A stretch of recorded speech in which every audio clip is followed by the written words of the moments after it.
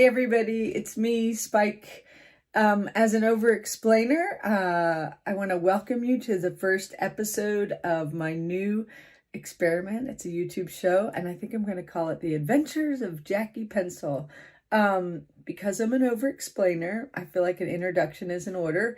I want to say take it from the top, but I always have so many stories rolling around in there. I'm not sure what the top is. We are going to start here at the door. This is, once upon a time, there was a very old man named Bob who lived with me. And a lot of you know about Bob, and the rest of you will find out about him as we move along. But he had 2 rooms in my house, and this was one of them. And he came temporarily, but then he moved in and said, "This is the sign, welcome home forever, Bob." Now, when I step into this room, I'm going to switch from Spike to Jackie Pencil. I'll tell you a little bit about that. So this room has been a lot of things in addition to being Bob's room. It's been everything, you know, a spare bedroom and an office. And recently, it's the weirdest thing. I've been a writer my whole life since I was like maybe 8, so almost 50 years. I'm 57. And I've never thought of myself as a visual artist. And then really weirdly, I guess just a couple of weeks ago, I really don't know why, but I just spontaneously started painting. And I'm not like aiming to be Bob Ross or Picasso or look, I named 2 men. So a big part of this series is we're going to examine misogyny in a really fun way and dismantle it. There's so many goals here. The biggest goal though is to have fun. And anyway, I'm not aiming to be some big well-known painter, but when I'm painting, I'm feeling this freedom that's blowing my mind. And to zoom out a little bit, so about a year ago, lockdown started in March of 2020, and it's now late January 2021, and so almost a year. And I'll probably say this throughout the series just to make it clear. I take very seriously the devastation, the sickness, the deaths, and all of it. So I'm not here to, that's one piece of it. But because I've been in lockdown for almost a year, I got this amazing silver lining of, it's been luxurious. It's been an opportunity for me to really figure out who I am. And I know that sounds like such a bougie, spiritual white woman thing to say, but so be it. I've been through a lot in my life. I've done a ton of therapy and meditation, Buddhist retreats, all of it. And that has all helped. But getting to spend almost a full year just slowing down and figuring out what's the most important to me has been wonderful. And then along comes this painting thing. And I guess I am a spiritual white woman, but not in the disparaging way, hopefully.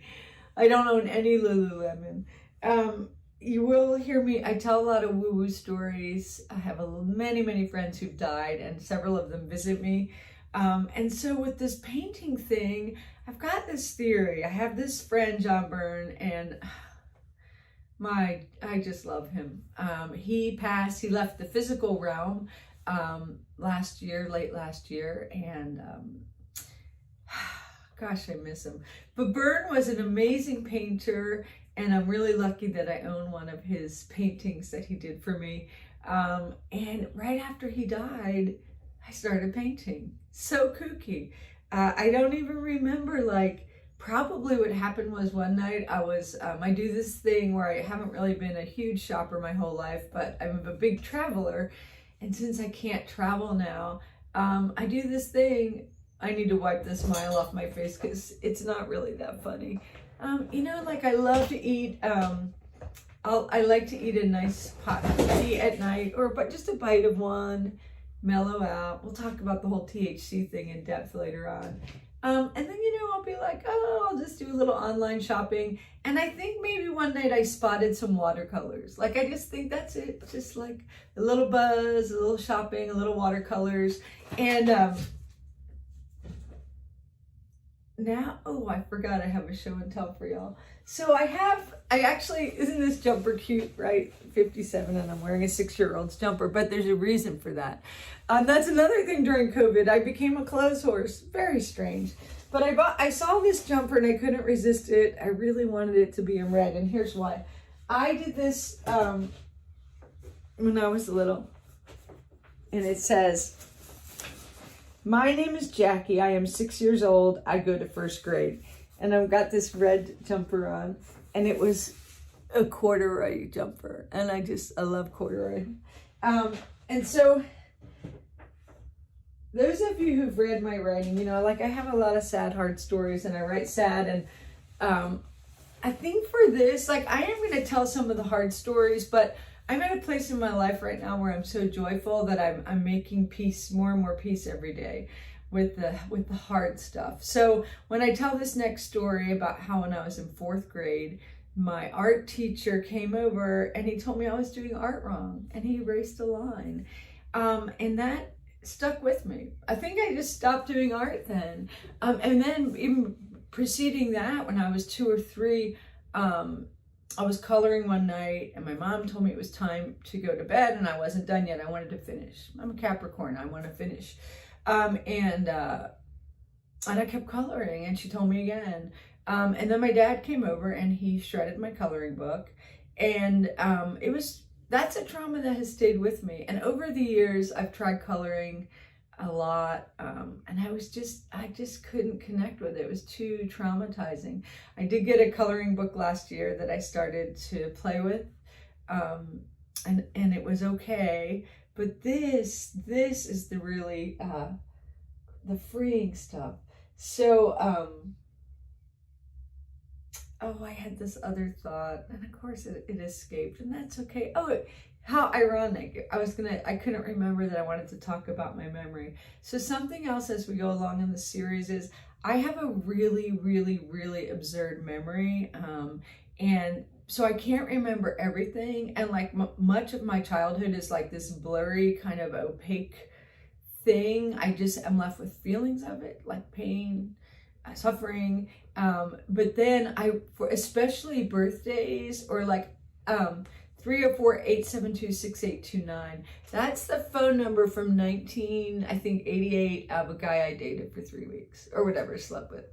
So I can do that. And I always wondered if I was born with a really great memory and that made dealing with trauma harder because I can't forget it, or I wonder if being so traumatized enhanced my memory. It doesn't really matter. I'm just really curious about how our minds work, and how trauma has greatly affected me, and then how I'm working to heal trauma. So I'm just going to tell you 2 more quick things. Jackie Pencil, that's who I am in this room.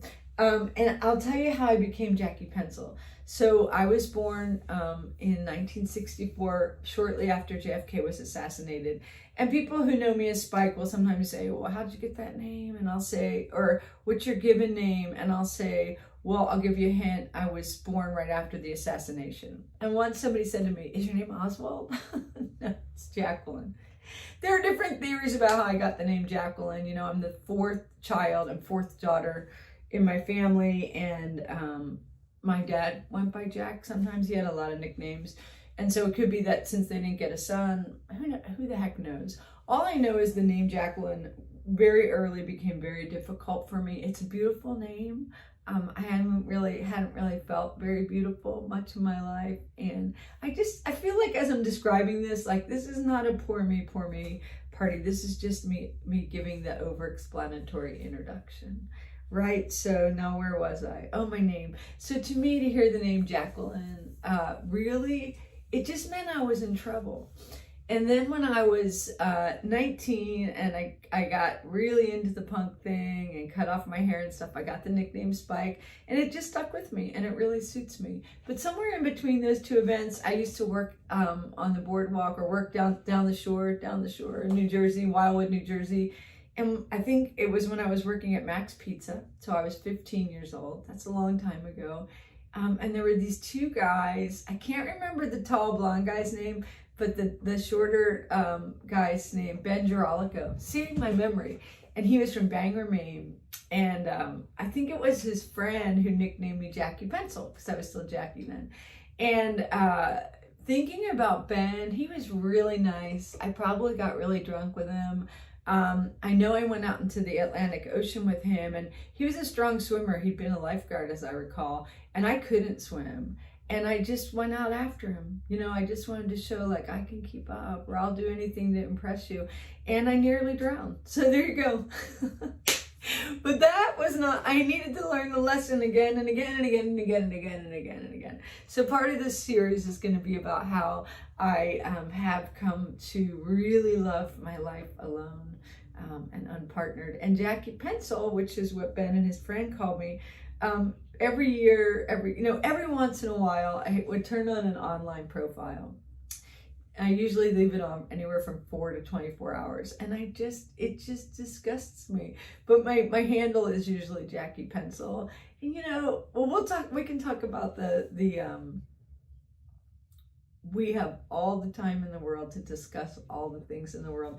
I'm going to wrap up this introduction by saying, the lockdown has given me a chance to really develop some genuine self-confidence, and it occurred to me, I'm like, oh, I can do an art installation. I know a lot of people have come to me over the years and been like, I can write a book, or I have a great idea for a book. And I'll sometimes think, based on the tone and how drunk they are, you got to actually sit down and do it, right? So I'm not sitting here saying like anybody can be an artist, although I think anyone can play with color and have fun. But it just dawned on me, I'm like, oh, if I want to do visual art, I'm going to do visual art. So I came up with this idea for an installation. We're going to go back to the front door here. And spoiler alert, I'm going to tell you the name of it and what it's going to be. So it's going to be, I love tiny things, right? It's the Tiny Tea Ranch, and I make a lot of tiny treats in my baking business. So this is going to be called, I think it's going to be called something like, There, I Feel Much Better Now. So here we go. Welcome to my installation. It is a work in progress. And I think my hunch is it could take me like, I don't know, a year to complete this. You can see I have a lot of art, and I have been collecting art for years. At some point we'll take a tour of that. But today it's me and my art. So I got these 3 by 3 inch canvases. A friend of mine, oh, she's such an angel. She's encouraged me for years, and she often will give me these really generous financial gifts, just like, hey, do some self-care.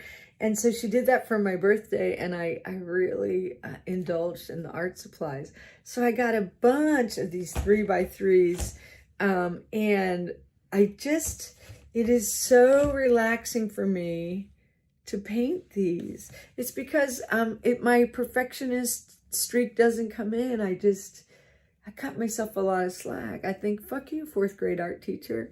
Nah, whatever. He had to deal with a lot of kids. So here's the beginning of it. There, I feel much better now. And I'm just going to keep hanging up these little panels. And I think I'm going to aim to do 1,000 of them. And then we'll just take it from there. Maybe I'll start offering tours. I'm also experimenting with painting flowers. And gosh, I'm so happy. I think it's probably annoying. I'll be back next week for our first, this was the introduction. So the real episode 1 of The Adventures of Jackie Pencil. Okay, take it easy. Hey y'all, thanks a lot for tuning in. I hope you'll like and subscribe to my channel. And if you like this episode, I hope that you'll copy this link, share it with a friend, paint it on a wall, put it on your social media. That'd be great. Thanks a million. Take it easy.